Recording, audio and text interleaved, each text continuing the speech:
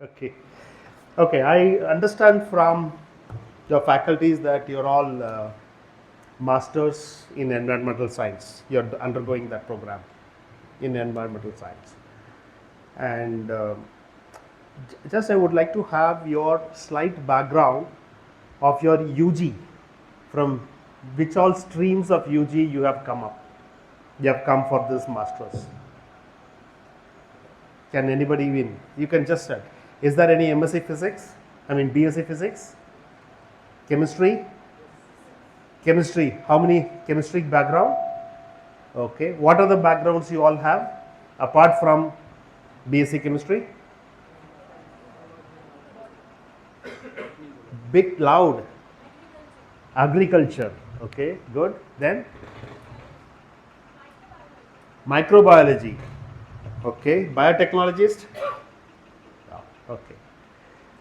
Okay. Now, why I'm asking this is, let this session be interactive, because I wouldn't know really in what depth or what areas I need to touch upon while delivering my talk on sustainability and decarbonization and the energy transition in the country. What happens, right? So what I'll do is, like, what is sustainability to you? Because the topic which I'm trying to cover is on sustainable future. That is what. What do you mean by sustainable future?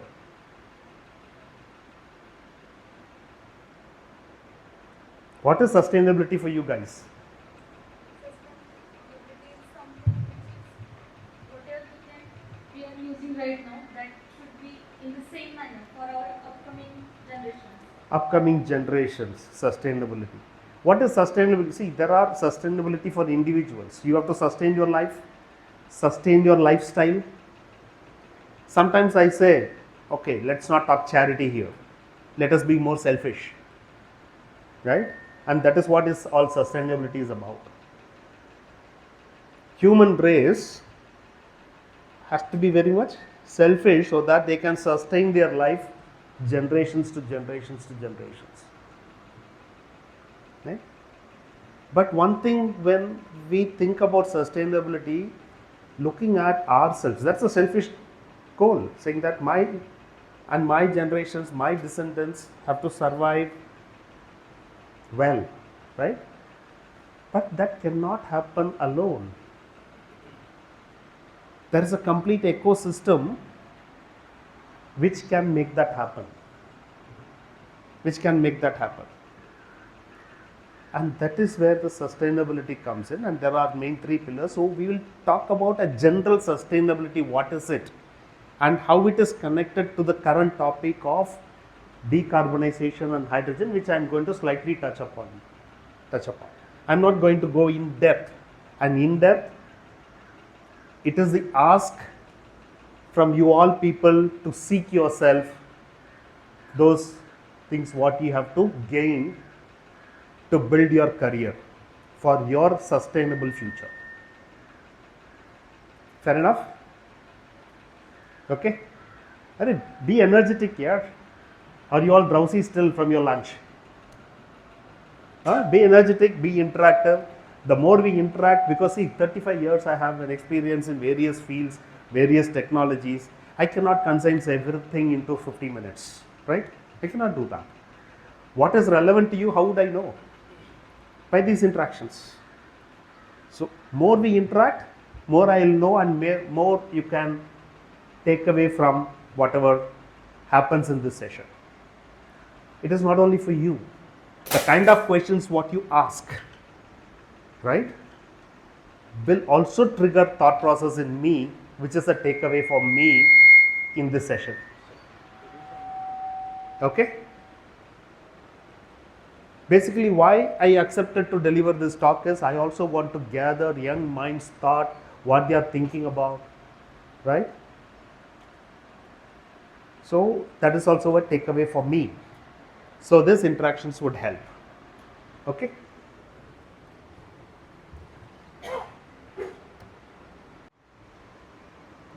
What are those three? Let's talk about the second and the third one. What is social sustainability and what is economic sustainability? What are those two? Environment, anyway, we have a fair idea of what it is. Something happens to the environment, we are affected. So that has to be sustained. And what is it and what are we talking? Let us understand it slightly much more depth.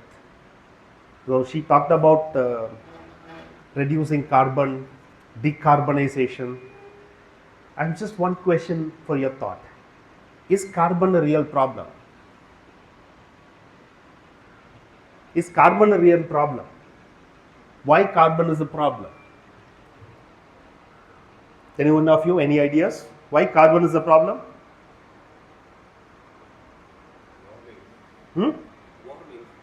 Warming. Carbon doesn't create warming.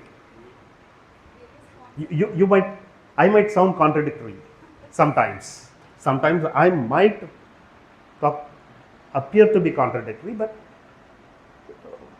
pay attention.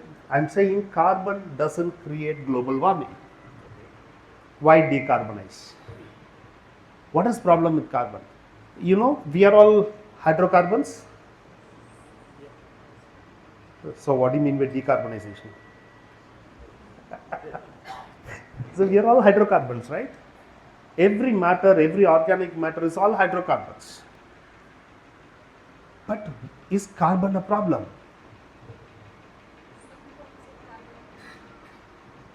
Some forms of carbon may be a problem. Some forms. What forms? Huh? Carbon dioxide. Carbon in gaseous form, CO2 is an issue. When we talk about decarbonization, it is reducing CO2, not reducing carbon. If you are able to fix CO2, which by our various activities, we emit more and more CO2, and if you are able to fix it as a carbon solid, there is no issues. Right? Decarbonization is fixing CO2, not carbon. It is fixing CO2. Fixing CO2 in the sense, converting that CO2 into some form so that it is stable. Right? That is what decarbonization refers to. So carbon is not an issue, basically. Okay? So environmental, we will talk about it much more. What is social sustainability?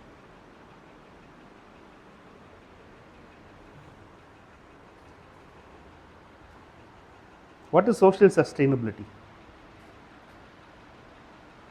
Written, but let's talk about it slightly. What is that, social sustainability? I was very happy when this was given to me. The beautiful girls, this one, inclusion. And I'm also happy to see a lot of girls here, female. Right? Inclusion in organization, people talk about lot of things.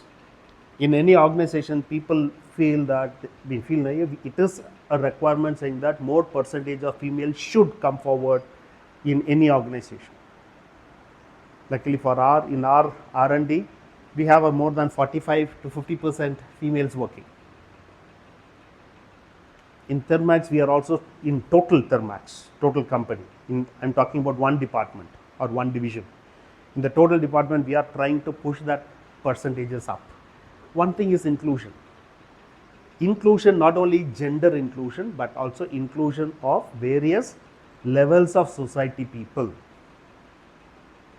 When you go around the city, what you look around, are we looking at their well-being as well in whatever things we do?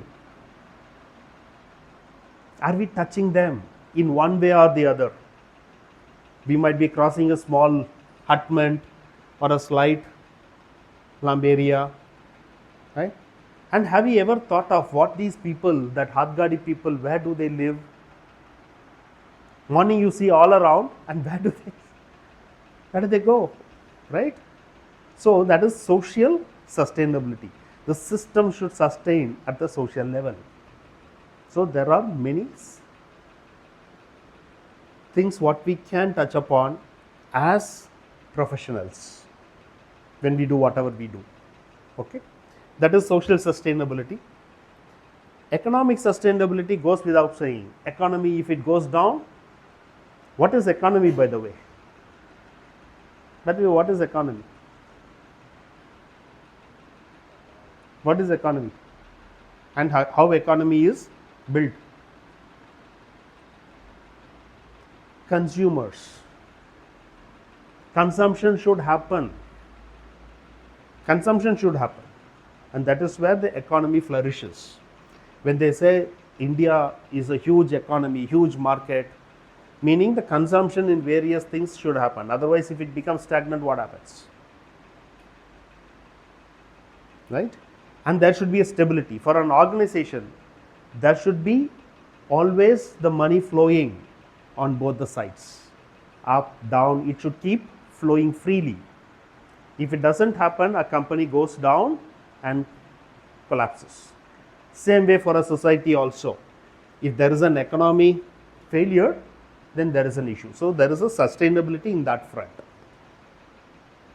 But both the social and economic sustainability, though we call that different pillars, they are all interconnected. The pillars doesn't stand by itself. There are bracing between those pillars. There are interconnection between those pillars. The first pillar on environmental sustainability affects these two, both economy and. So sustainability is that. Now we'll be talking about environmental sustainability. We'll talk about climate change and global warming. What is this picture you're seeing? Loud. Huh? Greenhouse. What is a greenhouse? What is a greenhouse? Have you seen one? In the very same campus there are, right? But they are not green.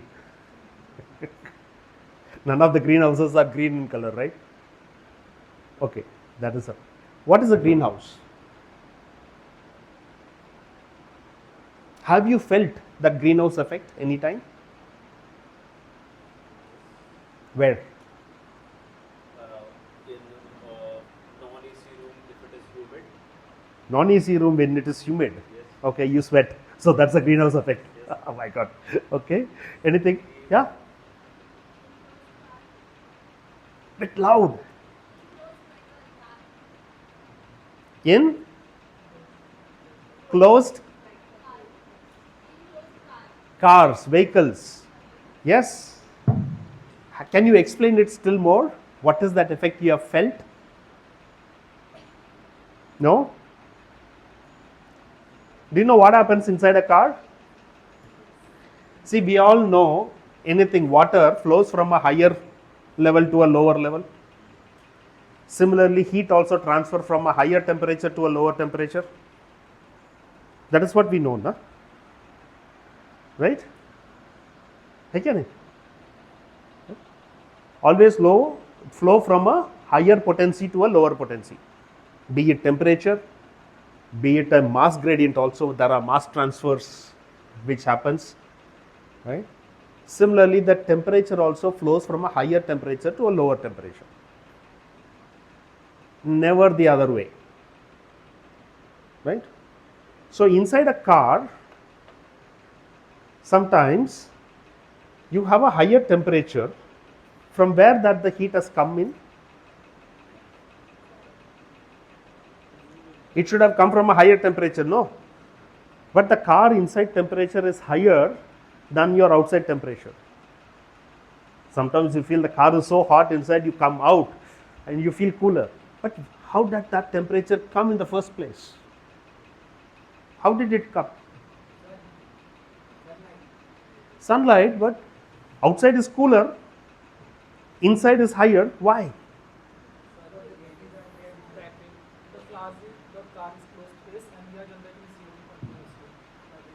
No, even if nobody is there, nobody is generating CO2, then also the temperature goes up, no?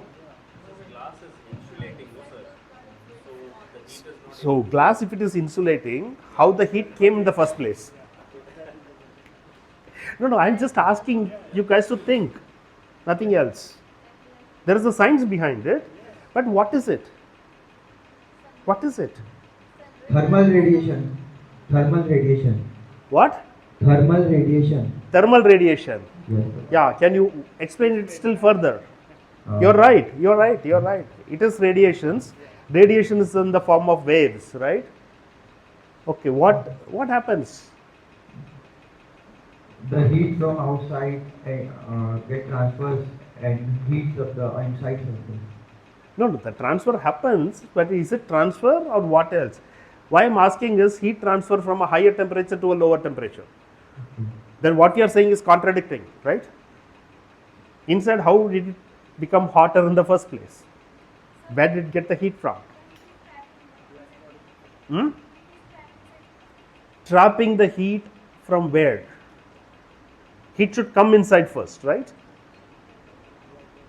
Okay, let's park this thing for a moment. Let's park this thing for a moment. One more question to you all. You have seen all Star Wars movie? Star Wars movie you have not seen? In any movie, people have shown the space. People have shown space, no? Have you not seen movies like that? Huh? The moon, all that stuff, right? A space shuttle going or whatever. There are many movies like that. Yeah?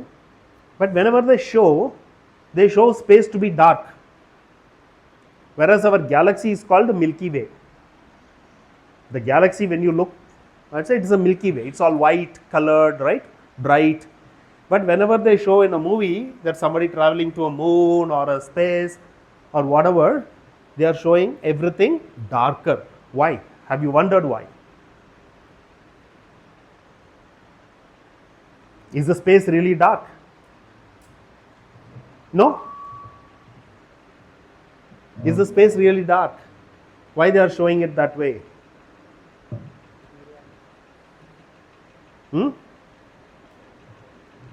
Anyway, light is traveling through space and coming, no? Yeah?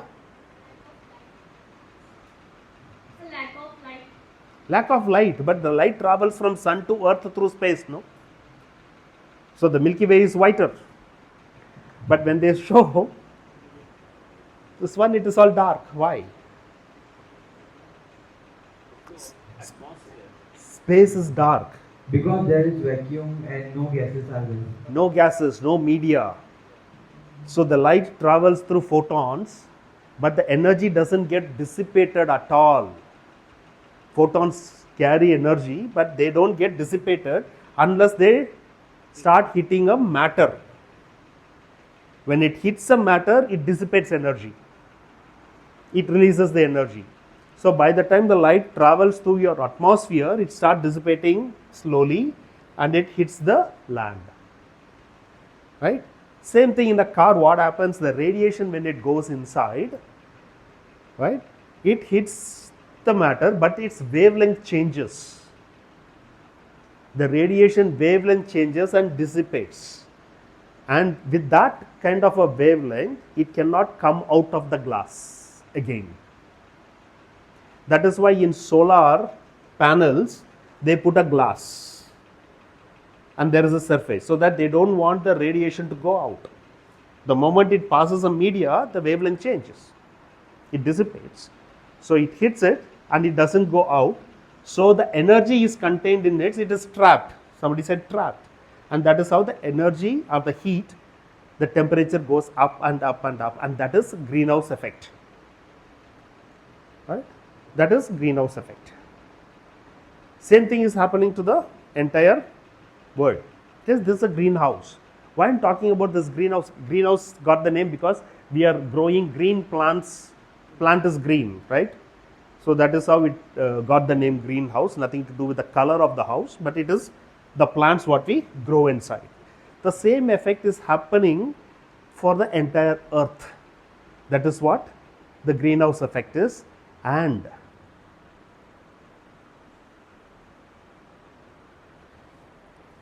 the greenhouse gases, which actually absorbs more energy or triatomic gases.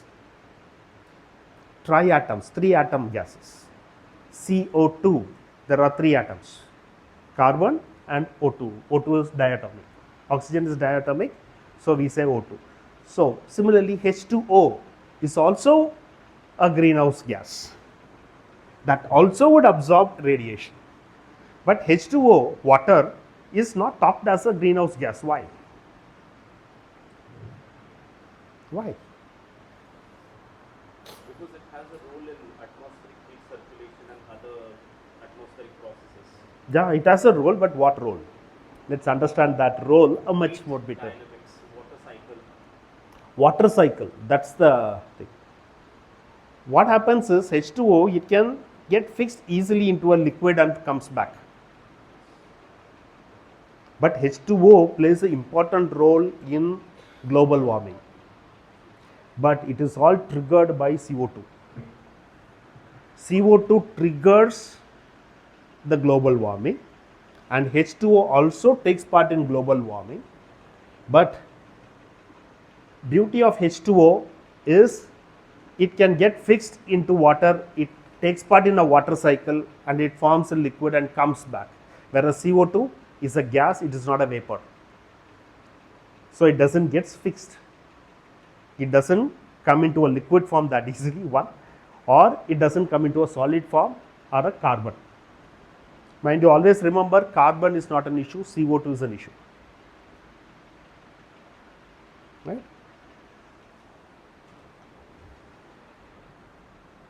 CH4, methane. Methane is also an issue. But where is methane in the atmosphere? There is methane in the atmosphere. And this one shows the various components which can be there, which creates what percentage of effect it can give in global warming. Global warming creates a climate change. What is a climate change? We can say global warming itself is a climate change. Whatever, no? The climate has changed, no? The temperatures have gone higher. But have you ever worried when the temperature of the thing goes from say 30 to say 35 degrees centigrade? Are we really worried? No, what it will affect? There are Nagpur mein it even goes to 44, 45. Pune pe sometimes it touches 40. How does it matter? Is that global warming? What it has to do, what is climate change and what is the temperature weather change what we are looking at? What is the climate change and what is the weather change?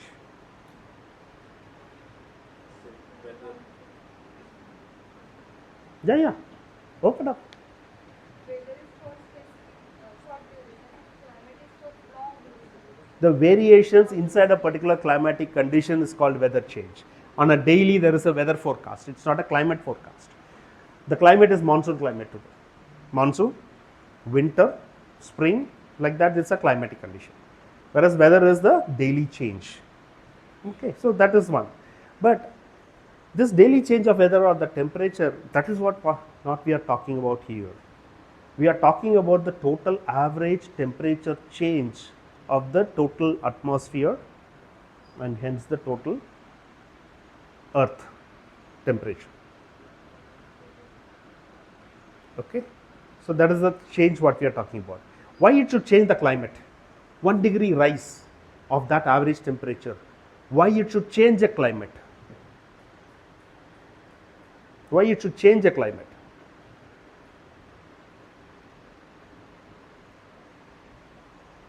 Why it should change the climate? Okay, one question to you is a kind of a quiz. One property of water, one property, and you have to tell me what property of water that is. One property of water makes the land life possible on earth. This is the statement I am making. Land life is possible on earth just because of one property of water. If that could have been different, there is no land life possible. Life on land, you know. What is that property of water? Liquid, that's not a property. It's a state of water. State of water.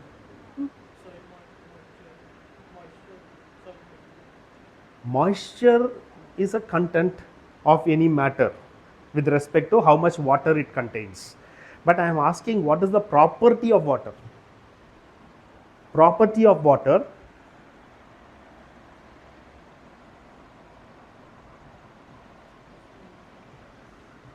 Sir, the ability to turn into vapor, to form vapor. Ability to, where I'm hearing from? Here. The ability to form vapor. Ability to form vapor. Can you explain how it makes life on land possible? Huh? So when water gets converted into vapor, it gives rise to clouds, which eventually rain, because of which eventually it rains on the earth. Okay. But not real, but not that one, not that one, not that one. It is the, Yeah. see when, yeah,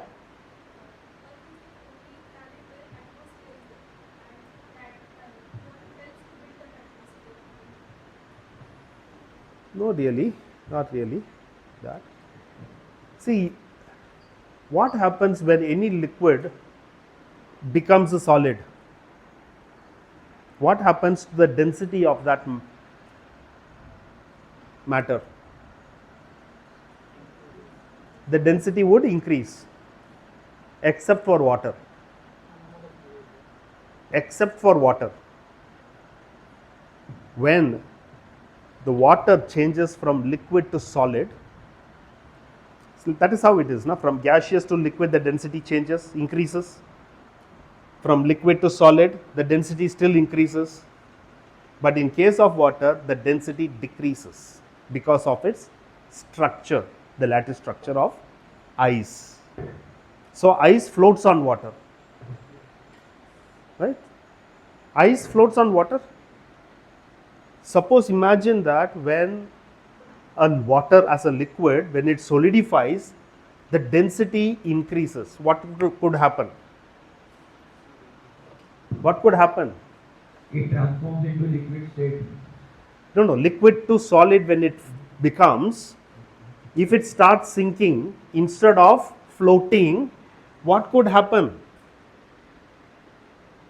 All the Arctic Circle would be drowned in water. What happens then? And the life in Arctic, like penguins, whales, it Oh, will be also. only that? Land will go. Only that? Your mean sea level would increase. Your mean sea level would increase and there won't be any land. There won't be any land. All the glaciers, if it sinks in, that's it. So that is one property of water which makes life on land or land itself possible. Luckily, God created that way, so we have land, and that is how we all came up. Otherwise, there is nothing. See, there are a lot of beautiful things around. There are a lot of beautiful things around. A lot of miracles happen around. If you have the eyes to see, you enjoy it. If you don't have the eyes to see, you just exist, right? So this is one property of water which makes the land possible. Another possible.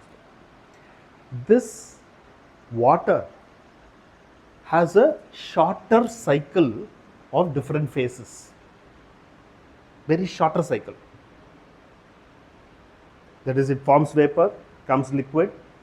In Arctic and other things, it solidifies. Right? This keeps happening. If the average temperature goes up, the glaciers all starts melting, and that is why everywhere we are seeing mean sea level is going up and up and up. Slowly, many areas are going under the water. The country Netherlands, 80% of the country today itself is below mean sea level. Luckily, they are protected by many mountains around. If somewhere something happens, all water will rush into the country. So all these countries, they are scared. What will happen if the global temperature keeps going up and up and up? Then there will be, this is one property I have touched upon on water, right? And there is another property, another matter which matters to us more is air. Air matters a lot to us. But air has a property. That property is very important for our understanding climate change.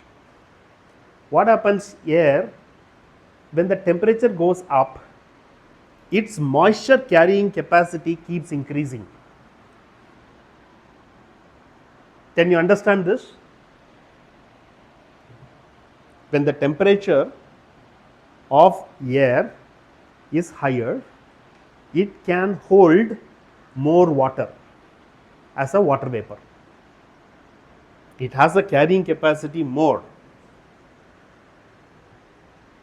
If the temperature is lower, the water would condense and fall. No, it doesn't have that capacity. And that's what happens the cycle. When the air cannot hold water in the vapor form, then precipitation happens and the water forms as rain. That's a phenomena.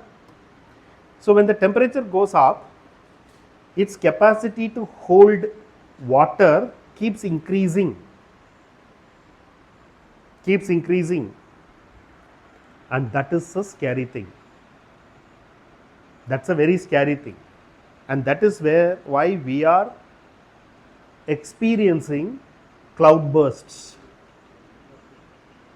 Because it is having more capacity to hold water, and suddenly there is some depression in pressure or temperature somewhere, sudden pour of water. Every 1 degree rise in temperature can hold 7% more water. That can be, there is a thing called steam table. Steam table you can buy. It talks about water properties at different temperatures. Okay, one more interesting question to you guys. What is the boiling point of water? 100 degrees Celsius. 100 degrees Celsius, correct? What happens at 100 degrees Celsius? Water becomes vapor, right? Water becomes vapor. Suppose I pour 1 spoon of water on this floor, and this floor is at ambient temperature now, maybe 25-30 degrees C. What will happen after a few hours? Will the water be there or disappear? How? Water boils and evaporates at 100 degrees here. Floor never became 100. Why it disappears?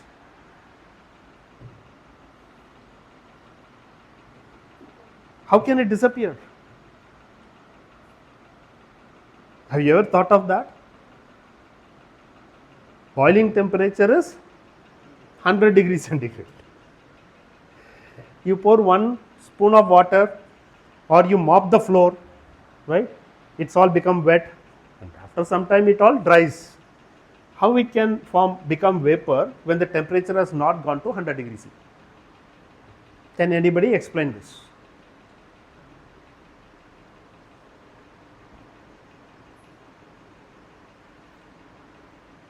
Any thoughts? There's nothing to do with the huge studying and other. These are all covered in 11th, 12th science itself. These are covered there itself. What is that? How that has happened? How that happens? No idea. Okay. Boiling point of water is 100 degrees centigrade when at atmospheric pressure. At atmospheric pressure. But one would ask, the pressure there is atmospheric anyway. It should be 100, right? Vaporizing. But it is not that way. We have also studied in a beaker experiment kind of a thing in the school science, saying that why water boils, all the molecules are hitting the surface, and when it has sufficient energy, and if there is energy equivalent on top to bang it, that molecule will not escape. If there is no sufficient counter force, it will go out of the liquid. That is evaporation. That's what we have studied. Same thing here. Because atmosphere doesn't have full of moisture, that is where the mass transfer comes. Moisture doesn't have, because the vapor pressure is much lower than the atmospheric pressure. So slowly it evaporates even at lower temperature. And that is what the steam table gives, the property of water at various vapor pressures, what will be the saturation temperature and the mass gradient. That particular booklet called steam table gives, lot of work has gone beneath that to create that particular beautiful book, or a handbook we can call it. It is called steam table. It has water and these properties. And in this property, the water cycle is less than 9 days.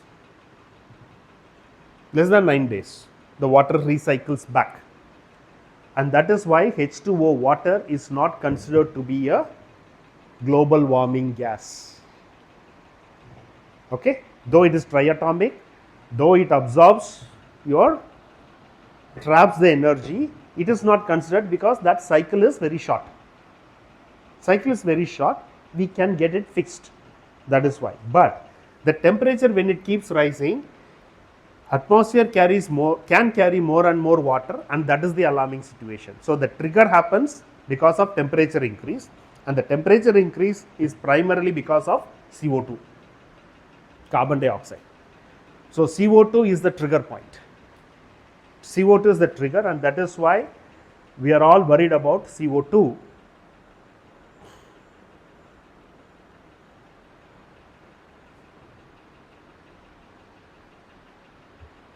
And this is the status as of today. The water carrying capacity keeps increasing 1 to 2% every decade. Every 10 years, 1 to 2% keeps increasing. And that is what the fight is all about. 2070, what would happen? What would be the temperature rise? Can we control the temperature rise below 1 degree C till then? Then in that case, what we are supposed to do? Can we go greener and greener? Green means what is what we will discuss. What do you mean by going green? And that is energy transition, what country is talking about, world is talking about, and we as professionals should think about, so that we can make some difference. Maybe 2070 can be pushed to 2090, right? That is how we have to keep working, and there should be some disruptive technology should come in. So people are working on technologies to do that. Okay.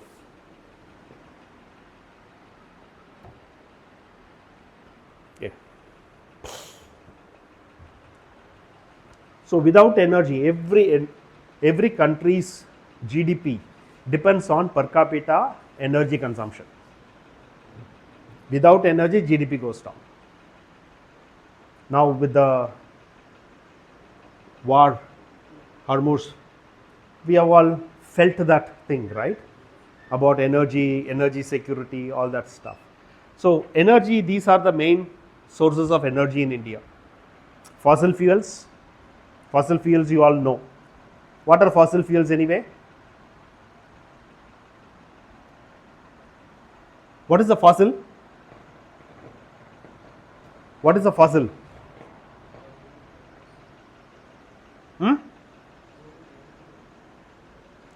Something buried underground for millions of years gets converted into coal, oil, right? And they are all hydrocarbons. That is all plant and animal matter which has fossilized is what we call, and that is what we take, and that hydrocarbon we release the energy and we utilize it, and that is fossil. Then all the other biomasses, now trees or whatever we have, biomasses today which can be used as a fuel, there also we burn and then take the energy out. That is another. Hydrocarbons which was buried millions of years back. That is one, that is fossil fuel. The other one which is not fresh ones, that is biomass. But what happens is this biomass can be grown faster within 3 months, 6 months, a year. Whereas the fossilized fuel, though it is the source is the biomass, it takes millions of years. That cycle is huge. That cycle is huge. Millions of years we cannot wait for it to get converted and back. And that is why biomass is considered as renewable, because it has a shorter cycling. So whenever you have a shorter cycle, they are renewables. They are renewables. That is why biomass is actually called in a way green. So we can fix that. When the biomass, if you are able to grow it faster, what really happens? What really happens when the biomass grows? How it grows first of all? Absorbs carbon dioxide, right? So what it really does is it is fixing carbon dioxide. It's fixing carbon dioxide into solid carbon, and that is why it is renewable. And that is why that is not a threat. That is why we say that it is a green fuel. It's a green fuel, so it is not contributing to CO2, or we can say it is CO2 neutral. It is not emitting more CO2. Whereas fossil fuel, the CO2, whatever you emit by burning that fuel, cannot come back as a fossil fuel in our lifetime. So we are not able to fix that. So if we find a method of shortening that cycle, then we can have reusable energy and sustain the environment. And that is decarbonization. That is decarbonization. Fixing CO2 into a solid form or some other form which can be reused again. Whatever we emit, we grab it. So CO2, you capture it. Many technologies we are working on. There are many technologies to capture and convert it into something, whether it's a liquid or a solid. That is decarbonization. Nuclear, anyway, we are not touching much on that, because nuclear doesn't release CO2, because it's not a hydrocarbon anyway. And all chemical reactions, whatever we talk about, it is outside the nuclear reaction what we talk about. The moment there is a reaction we talk about inside the nucleus is becoming nuclear, and that is associated with other things which we are not touching upon today.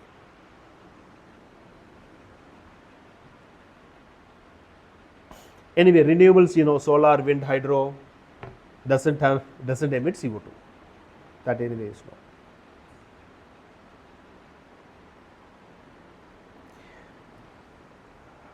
Okay, hydrogen is a fuel.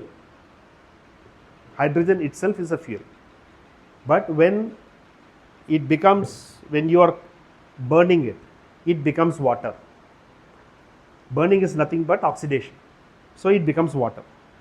So it doesn't create CO2. That's why we are saying it is green. But in all the technology today what we have, still we have not achieved a green hydrogen that easily. People are talking about it, but for example, in an electrolyzer, we have to spend around 50 kilowatt thermal, 50 kilowatt hour of energy in electrolyzers, electrical, to generate 1 kg of hydrogen. 50 to 55, that is the norm today. Hydrogen itself, the moment we generate hydrogen, if I am taking it for fuel use, I want to take energy out of it, oxidize and take energy, we get only 33 kilowatt of electricity or energy. So we spend 55 and get 33. That is where the fight is going on. How do I get it? lower and lower. That fight is going on. That is where many technological interventions are happening. Electrolyzer we are talking about. Then we say, okay, I will be, because hydrogen for energy to energy still I am not sold out for. But hydrogen has very many other use apart from taking energy out of it. Do you know what are the uses today? Hydrogen, where all it is used? Apart from burning and getting energy out of it, what are the other uses of hydrogen? Without which we cannot live also.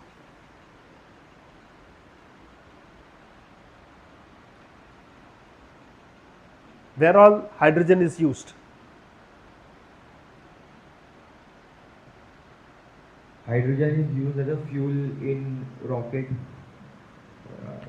Besides fuel, what are the other uses?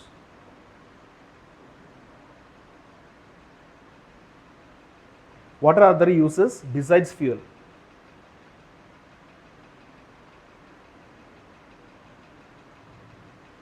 Producing chemicals. Making chemicals, yes. Lot of chemicals without which our modern life cannot exist. Fertilizer and chemical industry uses hydrogen as a chemical input. Steel industry uses hydrogen. Cement industry uses hydrogen, hard to abate industries. Without hydrogen, many things you cannot have. Edible oil industry, they uses hydrogen. For example, if you have to make vanaspati ghee, when fatty acid is actually hydrogenated, you get that vanaspati. So vanaspati cannot be made without hydrogen. So hydrogen is used petrochemical industry for refining of petroleum. Without hydrogen, we can't do that. And without petroleum, we don't have anything else. So hydrogen as a chemical itself has a huge usage. So this disparity between 55 kilowatt and 33 kilowatt doesn't matter in those usages. Whereas if we have to use hydrogen, convert that from wherever it is or extract hydrogen and then use it again for energy, then there is this disparity becomes pronounced.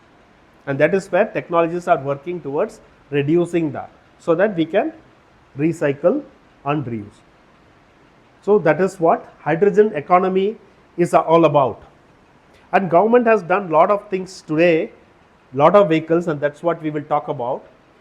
These are the three things. India's green hydrogen push relies on three interconnected pillars. One is local industrial clusters. They are creating that. Industrial clusters, building a domestic equipment supply chain and enforcing mandatory market demand. These three have to happen. And that is when the first one, what they do is, they have created lot of hydrogen valleys. If you look at, there are 4 distinctive hydrogen valley which government is promoting. And these are one in Pune Hydrogen Valley. Their focus is on green chemicals and sustainable transport in high density Mumbai-Pune industrial belt. This is what they are trying to do in Pune Hydrogen Valley.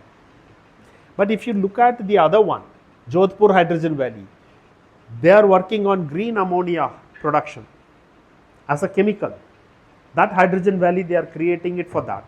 So they are creating an ecosystem of hydrogen economy which is coming up.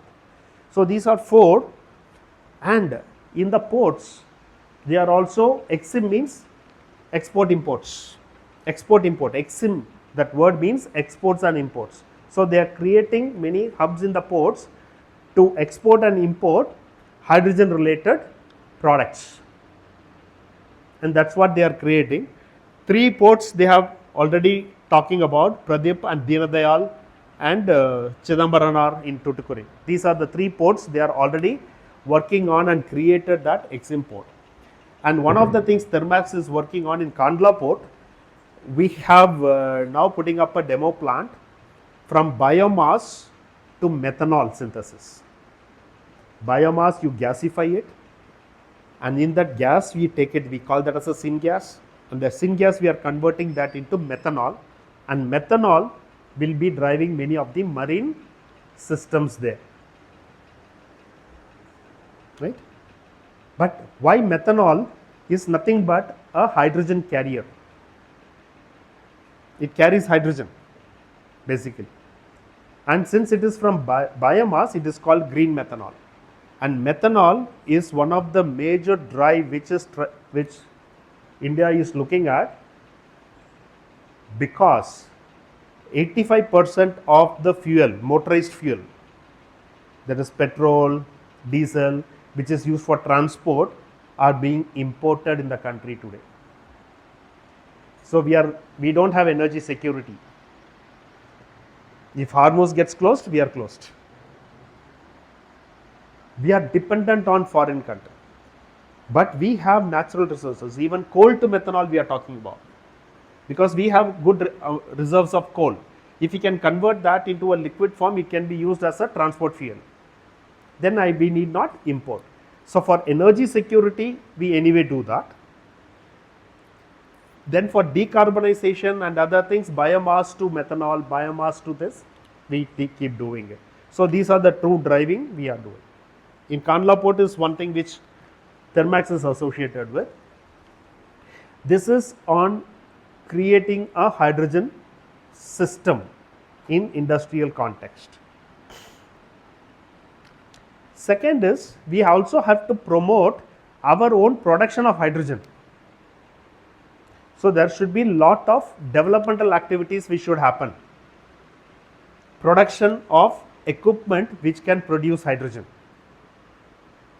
that also have to take up, and that is where electrolyzer making, green hydrogen production component 2, these are all the schemes which government has come out with.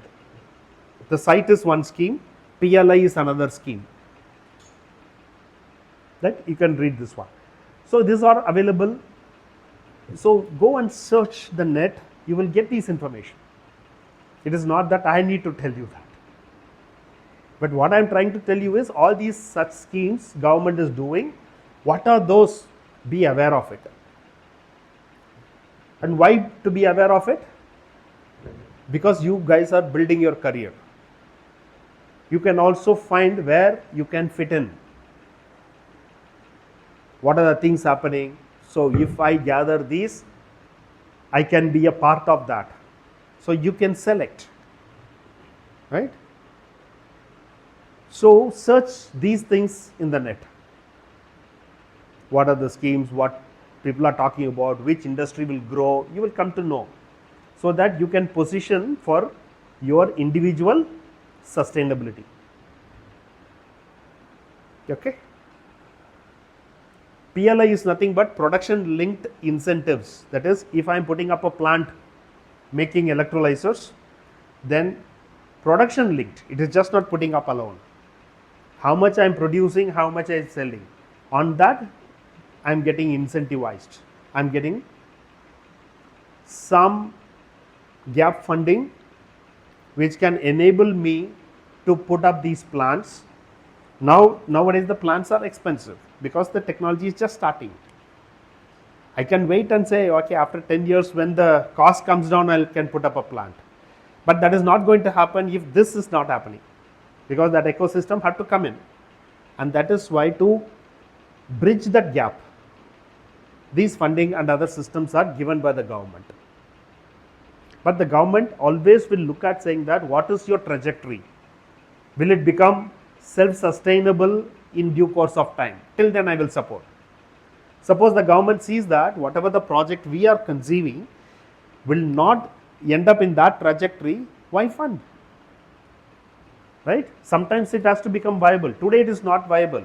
So government says, I will bridge that gap, so that you work on it, so that it can, at one point in time, it can become viable.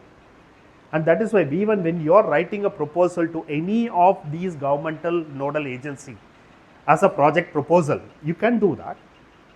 Department of Science, Ministry of MNRE, and the ANRF, all these people are awarding projects. But that project, what is the evaluation criteria is, your project you have conceived, over a period of time, what is the trajectory to make it viable? Is it in that path? Then today I will bridge that gap so that you can work on it and develop something. So that is always you have to have in mind while putting up a proposal.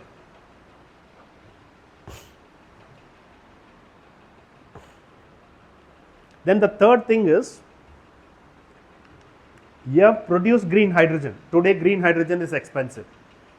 It's somewhere around 500 rupees per kg. And normal hydrogen, not green hydrogen.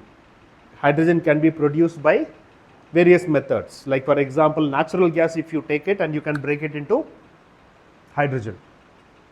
And that hydrogen, we call that as a grey hydrogen, that is cheaper. That will be around 150 rupees, $1 to $2 per kg. Whereas your green hydrogen, any other path, green electricity or from biomass you try to make hydrogen, they are all 500 to 600 rupees a kg. So there is a gap. So why anybody would buy a costlier hydrogen, though it is green, right? And that is where the government again comes in and then says, there is a purchase obligation you have. You have to buy certain percentage of your usage as green. Like renewable also, it has come up to various industries. They said some percentage of it you need to buy only green electricity, renewable electricity. So people are buying that, started buying that. But here, hydrogen also, there will be an obligation to buy. So they are forcing them to buy. Unless that usage increases, the cost will not come down. They are trying to bring the cost down from say 500 to 600 today to somewhere around 200, where it can become more and more viable, so that people can resort to green hydrogen. So that mandation they are doing. That's what it talks about. These information, percentage, all the thing you can Google and you can take notes on. But the point I am trying to say is, government is taking a lot of initiatives at various levels, creating industrial clusters, right, hydrogen valleys, then incentivizing the people who are manufacturing indigenously the equipment meant for producing hydrogen, and then they are also saying the takeoff hydrogen somebody has to buy, otherwise why somebody had to put up a plant. That also they are creating the ecosystem. So in all these three levels, government is trying to create. And why hydrogen? We have seen it.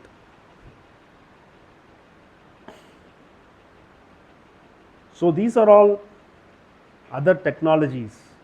Biofuels is another. This is a heavy slide. We need not, what only take away from this slide is, there is a thing called SAF, Sustainable Aviation Fuel. What I am trying to touch upon to you guys is, you have to deep dive and get more and more information on these slides. What I am trying to say here is, at many places we are forced to do certain things on going green. Sustainable aviation fuel is nothing but the aircraft fuel. Aircraft fuel. In many European countries, they are saying if SAF, a percentage of it, if you are not using it in your aircraft, they will not allow that aircraft to land in their airports. This is nothing but a purchase obligation.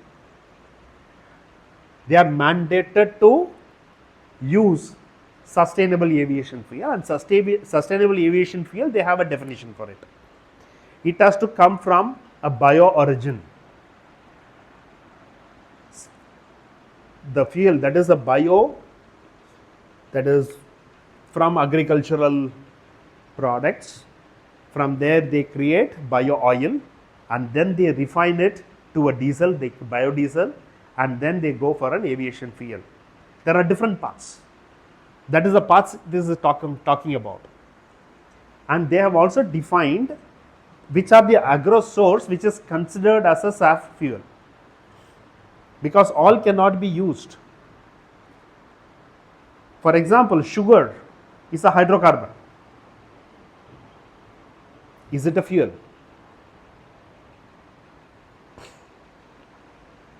Is that a fuel? The fuel definition is slightly different in the perspective of an energy person when they look at. Even the table, chair, wood, teak wood, all that stuff, they can be used as a fuel. But is it a fuel? No. The fuel is the last use of any matter should be fuel. That is why when we discard during our, what is that, festival, we burn things, right? That is the last use. We don't have any use of it, you burn it finally. That is how the fuel should be. Otherwise, even this table, chair, everything can be burnt, even we can be burnt. And energy can come out of it, but we are not fuels. So, the thing is, the last use of any matter should be fuel. That is how they say there is a food versus fuel nexus. People talk. That's spoken about. Certain things which can be used as a food cannot be used as a fuel. Okay, so that is how it is. Here also, that is how they have defined what are the agro-based things which is a fuel, which can be converted. Because see, ethanol, we can make it from sugar cane and other stuff, but that can be directly blended, right? But there is a limitation. If you have excess, then only you do it. Otherwise, you are not supposed to do it. And there are 2G, second generation ethanol, which is not based on sugar or sugar cane juice or a molasses. It is based on other agro waste, which cannot be used as a food. Then that is a 2G ethanol. That is how the ambit is. Okay. So this is all what I wanted to talk to you guys today, to sensitize you to look at what is decarbonization. It is not carbon, it is CO2, and what is global warming and how these two are connected. This is what I wanted to share it with you people. Any questions you can ask. If I know, I'll answer. Otherwise, I'll search for that. That will be my takeaway.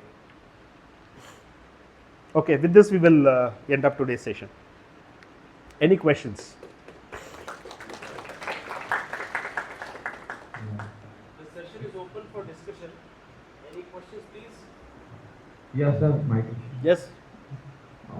What is corporate sustainability and how renewable energy can be used for corporate sustainability? Yes. See, corporate sustainability is like, I'll give you 2-3 examples how a business can sustain, okay, and which is related to decarbonization and going green. That is what every corporate company has started creating a separate department and an officer for it. They are called sustainability officers.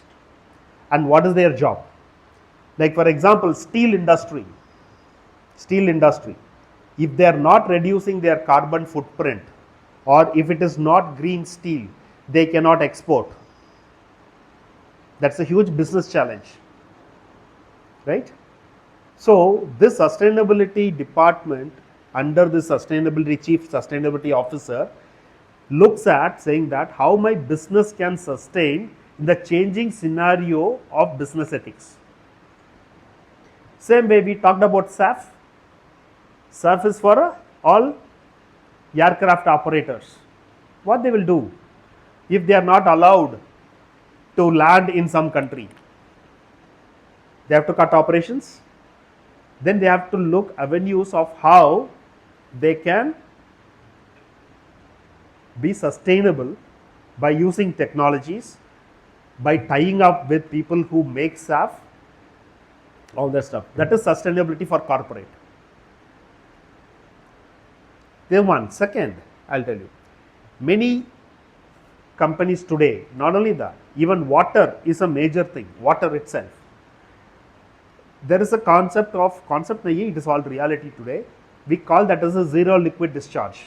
In my process industry, I cannot discharge any liquid outside my factory. Means what? I need to recycle the water. zero liquid discharge. Otherwise, I cannot sustain. My business will be asked to close. So that is sustainability for every corporate. Thank you so much for answering my question. Yeah, it's a few examples I've given. Even our company Thermax have sustainability initiatives. And many of our factories, we are wanting to go water neutral. In the sense, I don't buy water. And people are looking at water positive. They generate water. How?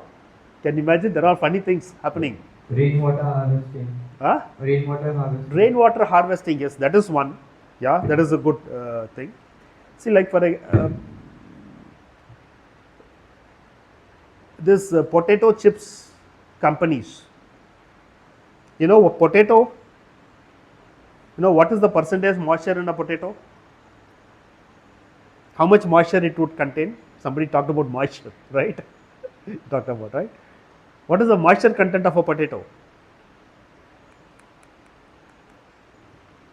Guess, yaar, what is there?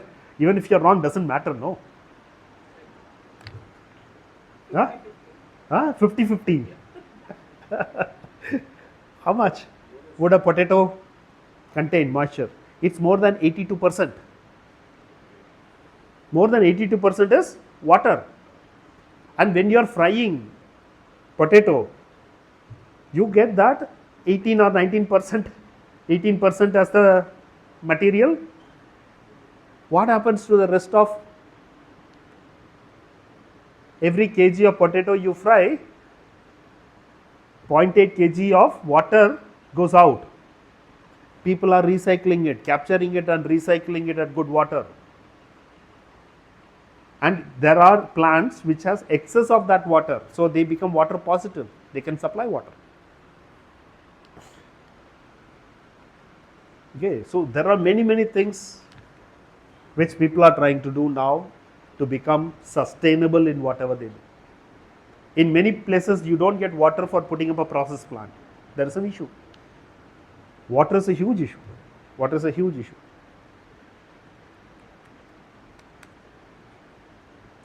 Good question on sustainability.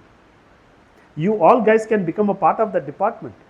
You also look at that angle, right? Where you can locate yourself, right? When I'm looking at these kind of a projects, I'm looking at sustainability and other things, you are a very good fit in such organizations, right? And almost all corporations, they have sustainability officers today.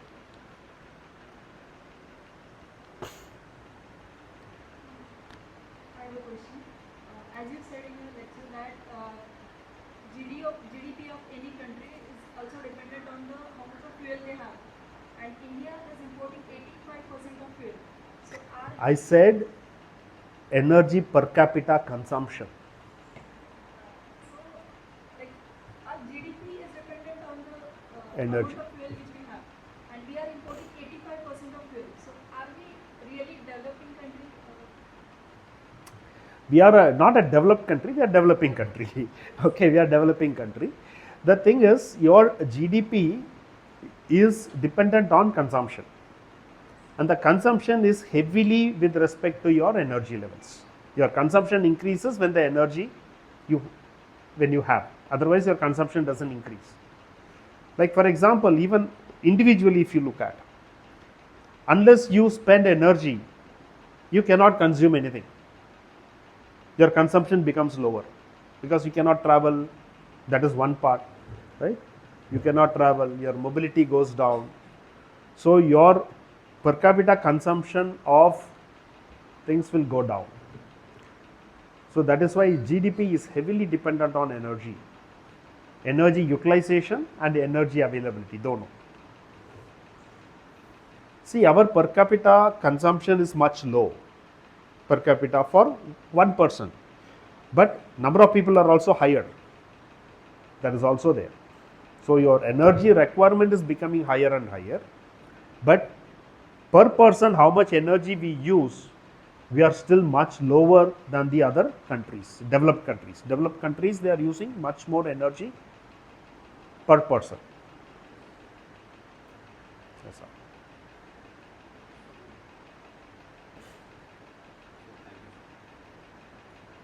Thank you so much, sir, for clarity. And basic question, where do we stand in sustainability in the world? What is your view? No, we will sustain. That's no doubt about it. Where we stand in the sense, I cannot say, okay, we are ranking, so we don't. Because industry-wise, there is a different metrics. In the cement, we are the number one in the world. Okay, so industry-wise, there is a difference in sustainability, on the corporate sustainability per se. But as India, as a country, we will sustain anything. That conviction each and every one of us should have. Huh? That's the fighting mentality. Otherwise, we will all go down the drain. So our energy level should be much higher, and then say, yeah, I will sustain. I will be the best in the world. That is the conviction you should have, and I have it. And that is how this community can bring up that one. And one more thing is, one beauty of India is we have the highest young population in the world, young minds, and we can create wonders. We can create wonders.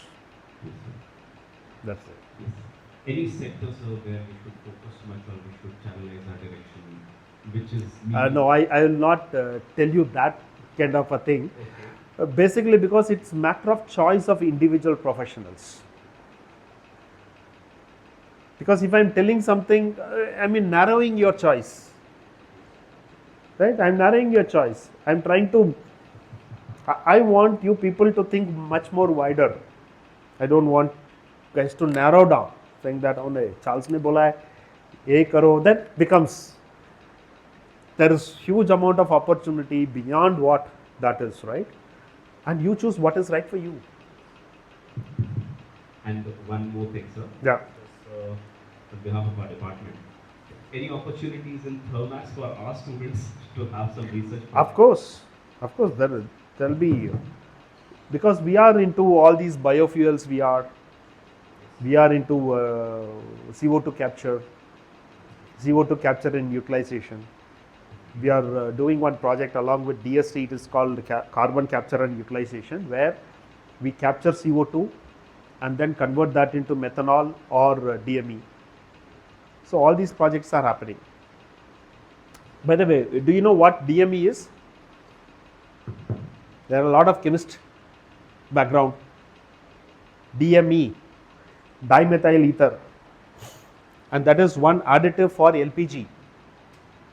Then you can make DME from a biomass and you can blend it with LPG. LPG is a fossil based. Then it can become more and greener. That is one way of looking. The other way is LPG is also we are importing. For our energy security for our country, it is better if we are able to generate DME from many agro wastes. And all over the country, there is one more thing drive which is happening is on CBG. There is a recent announcement also. Many plants of compressed biogas. Compressed biogas, that is a fermentation route. What they do, nothing but gobar gas here. But the plants are huge. The plants are huge. The reactor will be, say, maybe around 30 meters wide. Okay, and they'll be handling some 100 to 200 tons per day of biomass.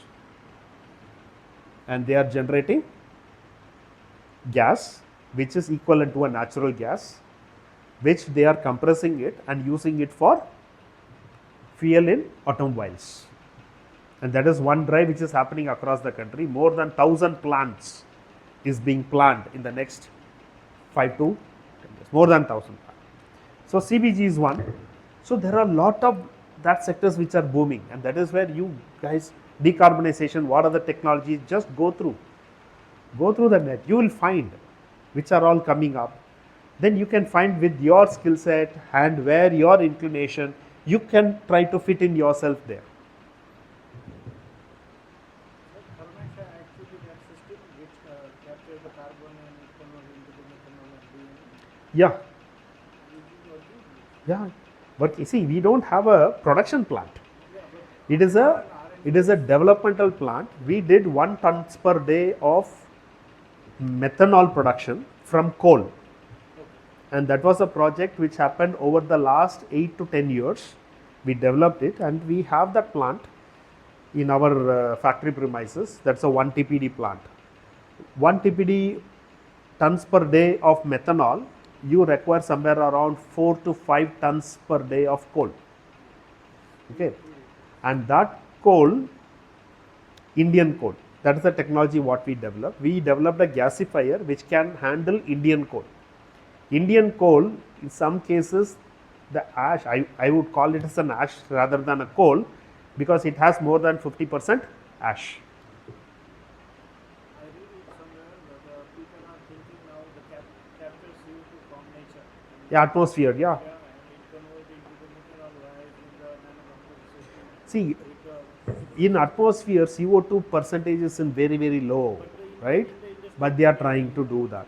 In the industry, it is much in the atmosphere. And atmosphere also, industry, see the threshold of a CO2 cannot increase beyond in ppm levels, even in industry. If it increases, you cannot stand there, right?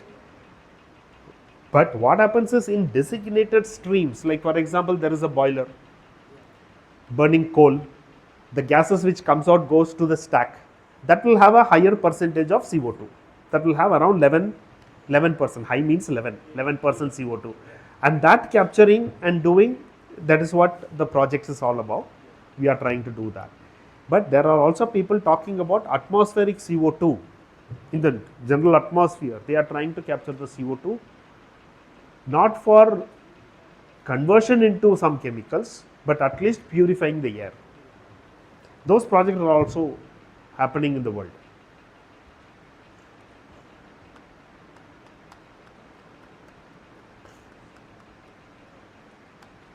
Yeah.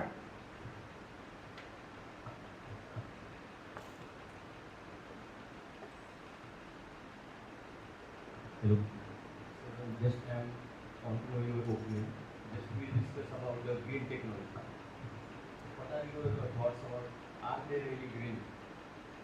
Are they really green? Fantastic question. Why that question in the first place? Can I ask you that before I answer? Actually, we look suppose we take an example. Actually, we look at diesel car as a emission. Diesel cars for the vehicles, old engine cars as a polluting agents, and UA as a green solutions. But we look at that the using phase. We go at the back or life cycle assessment. We think we don't think about the extraction. We take extract the raw material for batteries. That will cost more than an engine cars. Okay, battery cars, EV cars you are talking about. Okay, that is always a question. See, when people are looking at even for a solar when they are talking about PV, they have a life cycle of around 25-30 years. After that, what happens to those panels? How do they recycle it? What is the energy what they will put in recycling? Right? All these questions are there. Are they really green in that case? One. Second question also, people are talking about what is the energy we have utilized for making those panels. Suppose we have used X units of energy for making these panels. In their lifetime of the panel, will it generate that X units of energy? All these questions are asked and people are working on it and then seeing how that delta they can make. Like I said, even in electrolyzer, 55 you are using, getting 33 out of it. What happens to the delta? Right? This question you have to ask in every technology. In every technology. For example, even in a biomass when I am burning, the biomass I am burning, I am creating CO2 anyway comes out because that's a hydrocarbon. Right? But the biomass I can grow within say 3 months, for example. So 3 months I can fix that CO2. But there is a question asked saying that, okay, the boiler not only works with only biomass as a fuel, but also uses electricity in the forms of blowers and other stuff and instrumentation. So there is always this question we need to ask, what is the energy footprint which comes from non-renewable to a renewable. Are you aware of open access now which is available? Energy, open access electricity available. See, what happens is, if I have to put up a wind farm everywhere I cannot put. I have to put in the hilly regions or where I have the wind. Similarly, solar, I cannot put because I cannot have space for it. Suppose Thermax wants to go green and they want to buy only solar and wind power. Is there a way of Thermax buying that? The factory is in Chinchwad. So there is a method, they say it's practiced, that there is a plant, say 100 megawatt solar plant and a wind plant somewhere in the corner of some countryside, right? Maybe in Rajasthan or elsewhere. But from there they feed it into the grid, and that you strike a contract with them and then buy that electricity. It is not that electricity. 100 megawatt they will put in, 100 megawatt I will take it from here. It is not the same electricity comes here. Okay, but that is an open access. So when I am running a system with that kind of a power and running a biomass boiler, then I can call that it is green, right? So everywhere we need to ask this question. Everywhere we need to ask that question, and the idea is always how I make that cycling shorter and shorter and shorter. That's the idea. If I am able to make that shorter recycling, that is the best.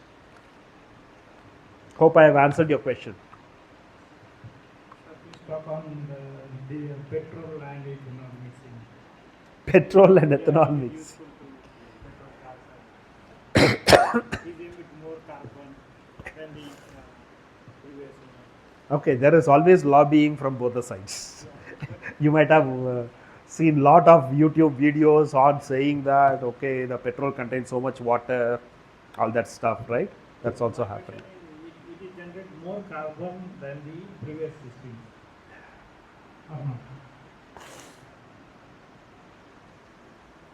See, they are all hydrocarbons, right? Okay, I'll explain it to you slightly technical, right? Because you are asking whether it will emit more carbon or no, right? What is the formula of methane? CH4. Okay, CH4, that's an alkane, right? CH4. So how many, suppose I am taking 1 kg of CH4, how much kg of carbon will be there? How much kg of hydrogen will be there?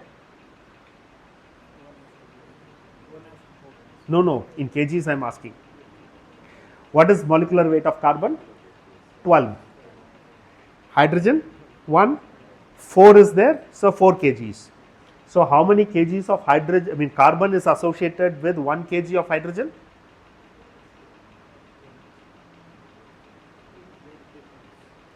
$12.4, na? 12.4 is 4 threes, right? 3. 1 kg of hydrogen is associated with 3 kg of carbon. Remember? This you have understood, no? CH4. Now, what is the formula of ethane? C2H6. How many kgs of carbon is associated with each kg of hydrogen?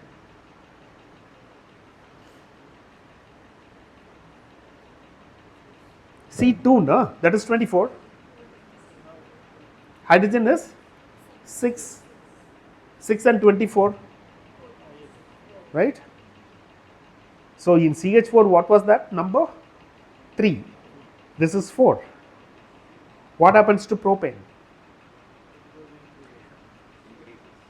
So the hydrogen carrying capacity decreases per kg of carbon as the chain of molecule becomes more and more in any hydrocarbon. That is why people say CH4 is the best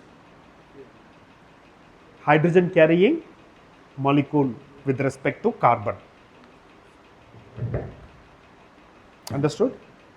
Now, coming to this, a petrol is a high polymer. See, as the carbon numbers go higher and higher and higher, it will slowly travel from gaseous to a liquid. Above C8 and all, it will be liquid. And the carbon chain goes higher and higher. So, petrol obviously will have higher carbon emissions because associated with hydrogen, carbon is higher. Now come to ethanol. What is ethanol? C2H5OH. Ethane to ethanol, right? One H, you replace it by hydroxyl molecule, right? That is what is ethanol is about. So ethanol will generate, for every kg, it will generate lower carbon or CO2. This is one way of looking technically at the chemistry wise. The other way look at is, what is the energy content of ethanol versus energy content of this? Per unit energy, how much carbon or CO2 is emitted? That is also another measure, right? So with these two, we need to really look at how much CO2 is emitted. This is one. But why ethanol is blended with petrol? For what? What is the driver behind mixing ethanol to petrol? What is the driver? Why do we do that? To reduce the imports. It is on the energy security. And ethanol, from wherever source it comes, we can blend. It need not be green ethanol. Ethanol from wherever you make it, you can blend it. But you need to have a resource for producing ethanol. That's the only point, nothing else. But mostly ethanol is made from agricultural products. But agricultural products, if it is a food, it is different. If it is a waste from where you are making ethanol, that is called 2G ethanol or whatever, and that is what it is better. This is one. Second is ethanol blending, your energy content is going down in per liter of whatever you buy. Ethanol blended petrol. So what you are buying energy, not liquid per se. But you are paying the same thing still now, but that's a pricing strategy. Actually the cost should have come down, but it has not come down. That is another part. Another part is your infrastructure, the way it is distributed and blended is very important, and focus have to be given there on quality of those, because ethanol absorbs moisture from atmosphere very quickly. That is why 2G, that is ethanol blended petrol, if you are having a vehicle, you have to run it very regularly, because as it absorbs moisture and moisture settles down, then you can have an engine problem. Hope I have answered in various views of ethanol blended petrol.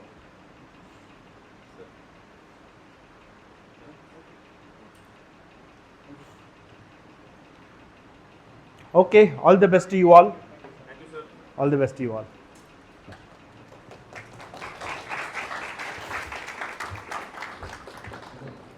Thank you, sir, for this wonderful talk on the topic of the Indian Akshay Urja 26.